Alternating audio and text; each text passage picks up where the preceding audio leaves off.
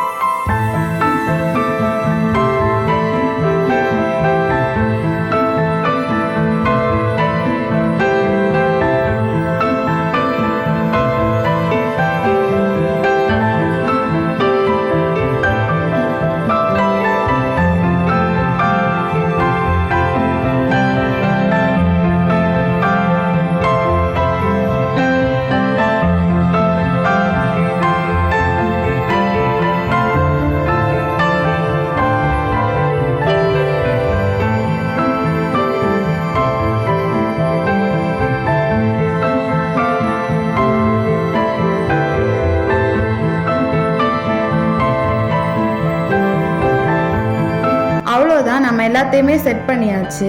இவ தான் சைரா. புதுசாக நம்ம ஏதோ வச்சுருக்கோம்னு சொல்லிட்டு பார்க்க வந்திருக்கா. இவ தான் எங்கள் வீட்டில் இருக்க ஒரே பெட் அனிமல். அவ்வளோதான், நம்ம வீடியோ இதோட வைண்ட் அப் பண்ணிக்கலாம். தேங்க்ஸ் ஃபார் வாட்சிங் அண்ட் பாய்.